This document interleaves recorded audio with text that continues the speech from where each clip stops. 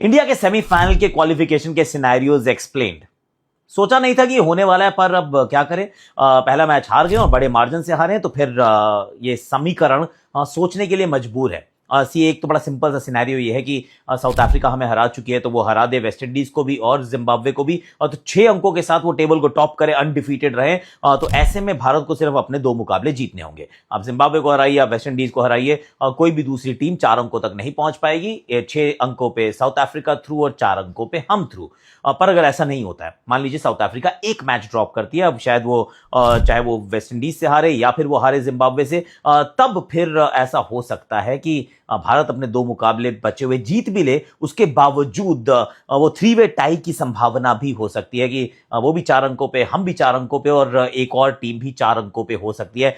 फिर net run rate का scenario आ जाएगा। और नेट रन रेट क्यों कह रहा हूं मैं, क्योंकि सबसे पहले होती है कि जीत आपको देखनी है कि किसकी जीते ज्यादा है। भाई अगर तीनों टीम्स 4-4 पॉइंट पे, तो किसी की भी जीत किसी से ज्यादा नहीं है। और उसके बाद होता है हेड टू हेड कैसा है। अब सबने अगर एक दूसरे को हराया हुआ है, तो हेड टू हेड भी उसमें नहीं आएगा।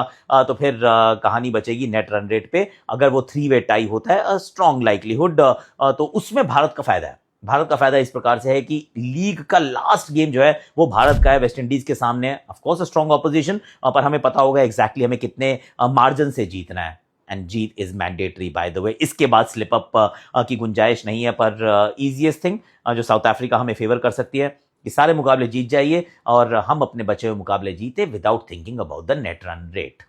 कॉम्प्लिकेटेड है? अगर है तो भाई हमने तो बनाया है यार, इजी काम था, जीत जाते, कहानी समाप्त, आगे चलो। पर अगर पहला मैच हार गए और बड़े मार्जिन से हारे, तो फिर permutations, combinations and all those calculations are in play. क्या कर सकते हैं यार।